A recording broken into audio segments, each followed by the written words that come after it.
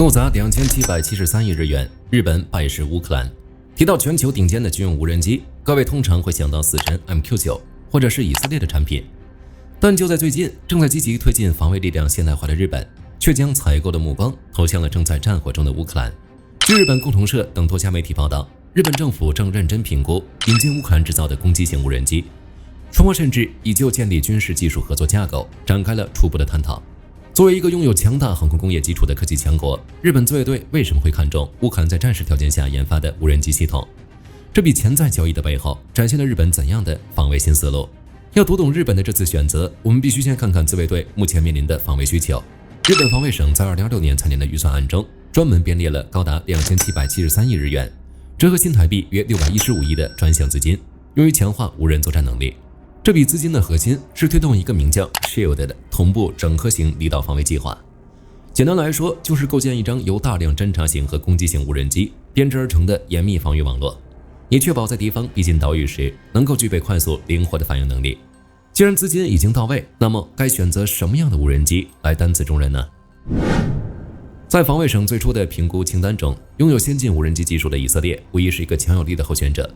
但在经过综合考量后，日方最终将天平倾斜向了乌克兰。这其中固然有国际政治环境的考量，但撇开政治因素，真正打动日本防卫专家的是乌克兰无人机身上那份用鲜血和战火换来的实战履历。过去近4年的俄乌冲突被称为人类历史上第一场真正意义上的无人机战争。乌克兰的无人机工业在俄罗斯世界级电子战系统的严酷压制下，被迫进行了疯狂的迭代与进化。他们不仅要在极其复杂的电磁环境中生存，还要突破重重干扰，完成长程精确打击。这种在极端高压下磨砺出的抗干扰能力和长航时突防能力，是任何实验室和和平时期演习都无法模拟出来的。正如日本防卫省官员坦诚指出的那样，在无人机的实战运用领域，日本目前确实缺少相关的知识与经验。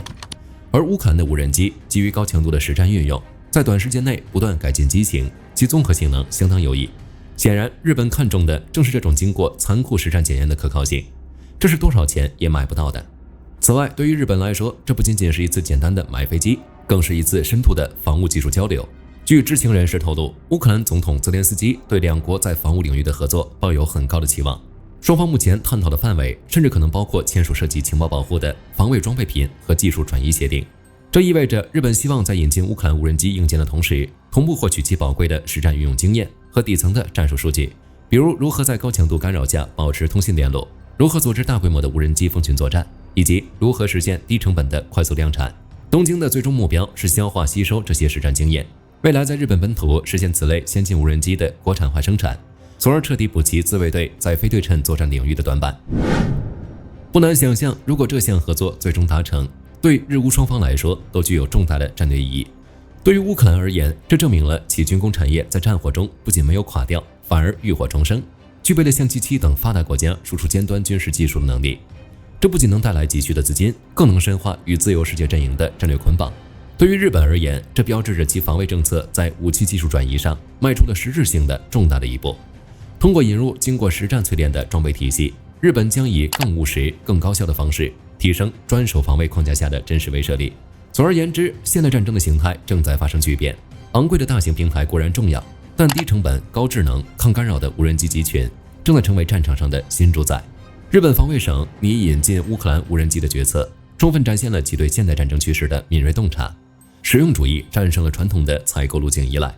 实战经验成为了衡量装备价值的最高准则。从东欧的平原到东亚的离岛，无人机技术的发展与扩散正在重塑全球的防御逻辑。面对这种全新的防务变革，每一个致力于维护地区和平与安全的国家都必须加快适应的步伐。好了，本期关于日本拟引进乌克兰实战无人机的深度解析就到这里。各位认为无人机的大规模应用将如何改变未来的海岛防御作战？欢迎在评论区留下你的硬核观点。喜欢的话请点赞关注，我们下期再见。